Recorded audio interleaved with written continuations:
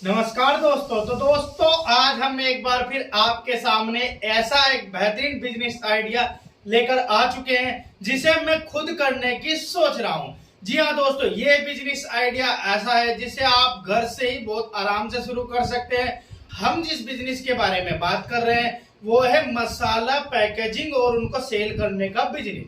जी हाँ दोस्तों, मैं अंकुर लांबा आज आपको इसी बिजनेस के बारे में पूरी जानकारी दूंगा।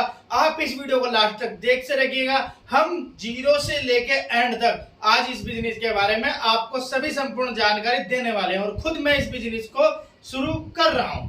तो दोस्तों इस बिजनेस में सबसे पहले आपको क्या करना होगा, देखो सबसे पहले इस बिजनेस के लिए आपको जरूरी होगा जो मार्केट आपके पास है उसमें रिसर्च। जी हाँ दोस्तों, अगर किसी भी बिजनेस को आप शुरू करना चाहते हो तो सबसे पहले आपको जरूरी होता है रिसर्च का।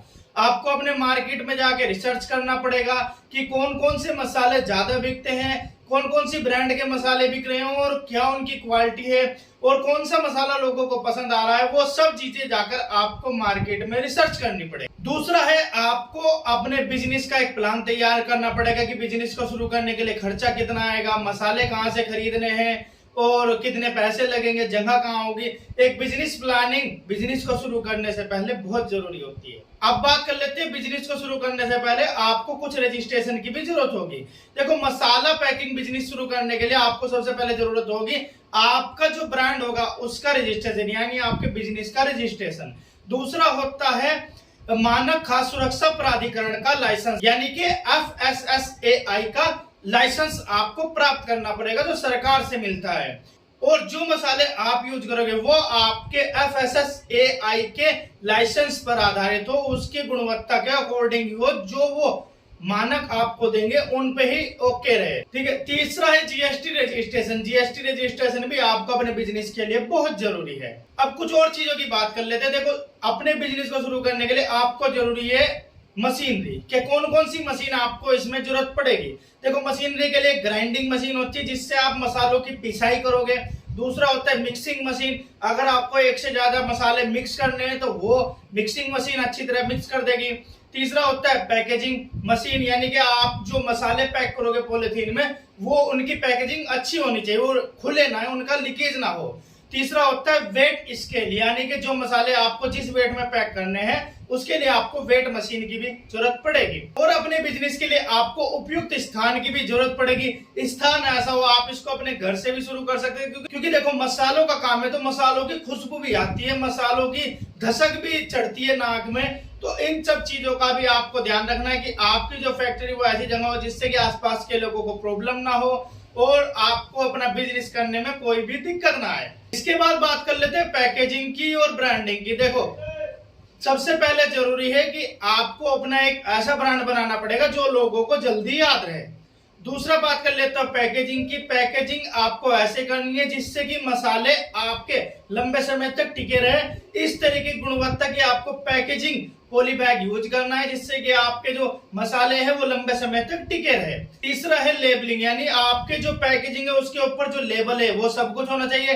FSSAI का लोगो भी होना चाहिए विद लाइसेंस नंबर के साथ। और दूसरा आपकी एक्सपायरी डेट, मैन्युफैक्चरिंग डेट सब होनी चाहिए। और भी डिटेल जो जो मसाले में यूज हो रही है वो सब लेबलिंग आपकी प्रॉपर तरीके से अपने मसाले के पैकेजिंग के ऊपर होना चाहिए, जिससे कि कभी भी कोई भी अधिकारी आपकी कंपनी के पास है और आपका मसाले चेक करे तो उसे लेबलिंग अच्छा मिले, अच्छी क्वालिटी का मिले और ओके मिले, सब कुछ ओके मिले, जिससे कि आपको आगे दिक्कत ना हो।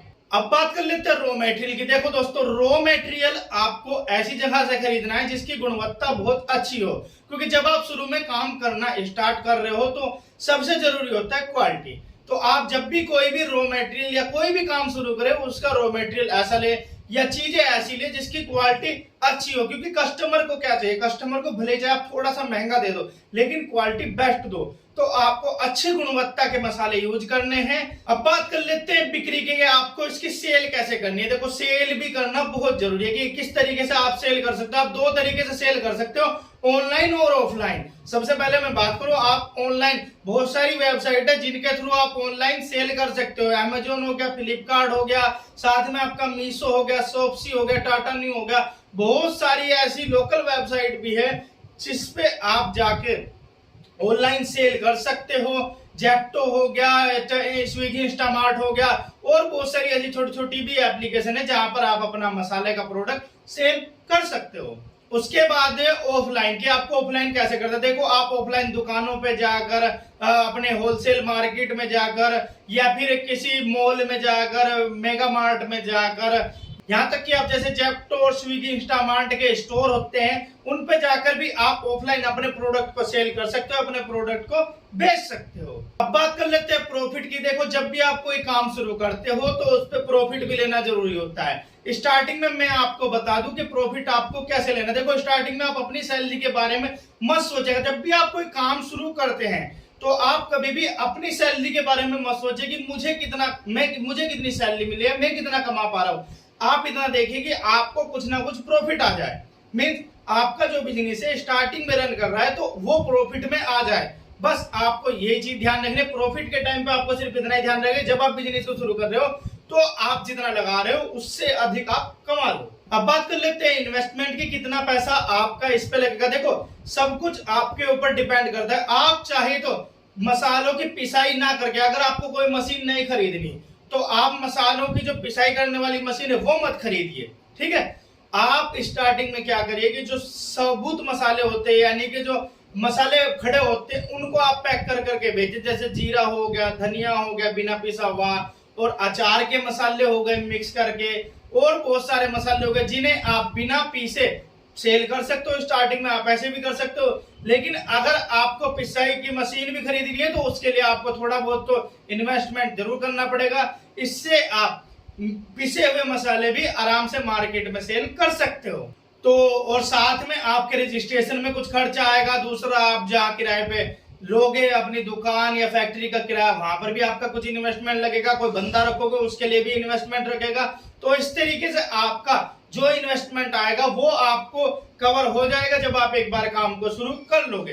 पर आप कम से कम पैसों में स्टार्टिंग में शुरू करिएगा, जिससे कि आपको लॉस होने के टाइम पे भी आपको दुख ना हो, आपको कोई प्रॉब्लम ना हो। तो इसलिए कम से कम पैसों में स्टार्टिंग में किसी भी बिजनेस को शुरू करना चाहिए। और लास्ट है दोस्तों, ग्राहक की संतुष्टि। जी हाँ दोस्तों, आप लास्ट में ग्राहक का फीडबैक भी लेते रहिएगा।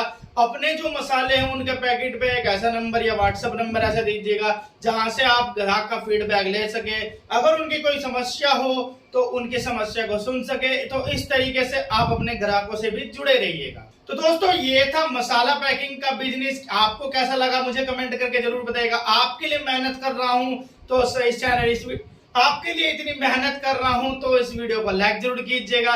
ये वीडियो अगर पसंद आई हो तो वीडियो को जरूर कमेंट कीजिएगा। कोई आपका सुझाव हो तो भी हमें कमेंट करके जरूर बताइएगा।